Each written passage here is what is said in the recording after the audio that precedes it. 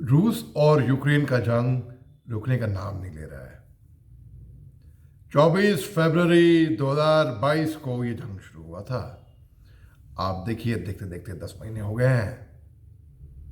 और अभी हाल ही में प्रेसिडेंट व्लादिमीर जेलेंस्की यूक्रेन के अमेरिका में उन्हें अमेरिकन कांग्रेस को एड्रेस किया था।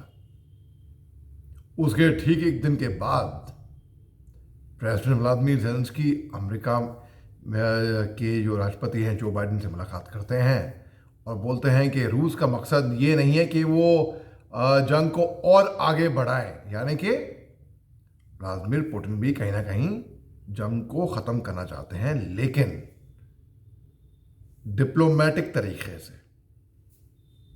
कुछ एक शर्तें रखी थी उन्होंने कि भाई शर्त डिप्लोमेटिक तरीके से हो, जो कूटनीति का कि संविधान के तरीके से होगी।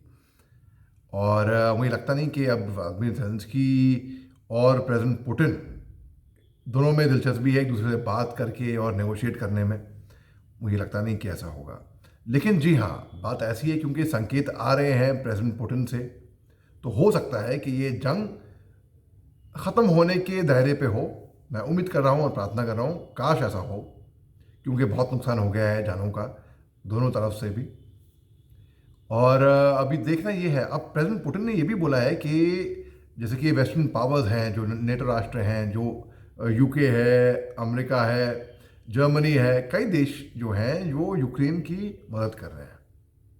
अब हाल ही में देख लीजिए जो पेट्रियट इक्विपमेंट आया है, पेट्रियट एयर डिफेंस इक्विपमेंट बहुत माहिर है, उसके लिए तो बहुत ज़बरदस्त है। तो उनको मालूम है, वो कह रहे हैं ये आउटडेटेड इक्विपमेंट है और रूसी सैनिकों को अच्छी तरीके से मालूम है इस इक्विपमेंट से टैकल कैसे किया जा सकता है। तो अगर आप यूक्रेन की मदद कर रहे हैं तो यानी कि आप जंग को और आगे बढ़ावा दे रहे हैं।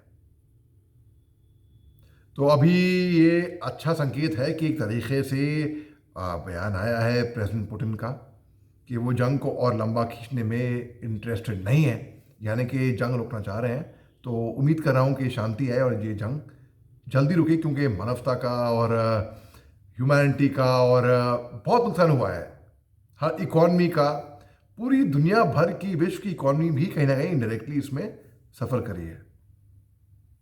और जब ये जंग शुरू हुआ था तो हम उम्मीद लगा रहे थे और एहसास लगा रहे थे कि भाई क्या ये विश्व युद्ध में तब्दील होगा। कई लोगों ने कहा शायद हो भी सकता है, कई लोगों ने कहा कि शायद नहीं होएगा। तो ये अच्छा है, अगर ये रुक जाए जंग तो सबके लिए अच्छा है। शुक्रिया बहुत बहुत।